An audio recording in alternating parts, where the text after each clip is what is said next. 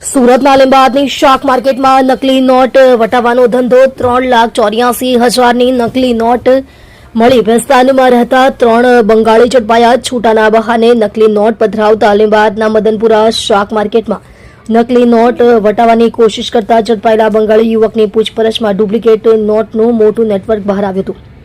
ભેસ્તાનમાં red કરી પોલીસે વધુ 2ની ધરપકડ કરી 3,84,000ના દરની 500ની 769 નકલી નોટ કબજે કરી હતી. લીંબાદ મદનપુરા શાક માર્કેટમાં કાંદા બટાકા વેચતા અનિલ ચૌધરીએ ગત રાત્રે પોલીસ કંટ્રોલ રૂમમાં ફોન કર્યો હતો.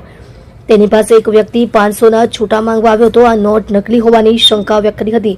કંટ્રોલ રૂમમાંથી લીંબાયત પોલીસ ઇન્સ્પેક્ટર NK કામળિયાને જાણ કરવામાં આવતા તેમણે પોલીસ કાફલો ત્યાં મોકલ્યો હતો અને શકમંદ યુવકને લીંબાયત પોલીસ મથકે લાવવામાં આવ્યો હતો. તેની પાસેથી 500ની 5 નોટ મળી આવી હતી. તેનો સિરિયલ નંબર સરખો હોવાની સાથે થ્રેડ અને પ્રિન્ટિંગમાં પણ ખામી જણાઈ આવતા તેની ધરપકડ કરી પૂછપરછ કરવામાં આવતા તેનું નામ સફીકુલ ઇસ્લામ નૈસુદ્દીન શેખ રહે ખાસીપુરા મુર્શિદાબાદ પશ્ચિમ બંગાળ હોવાનું જણાવ્યું હતું. હાલ તે ભેસ્તાન સાહિલનગરમાં રહેતો હોવાનું અને તેની સાથેનો 2 સાથીદારો પાસે નકલી નોટનો વધુ જથ્થો હોવાનું જણાવતા પોલીસે રાત્રે સાહિલનગરમાં ઓપરેશન હાથ ધર્યું હતું.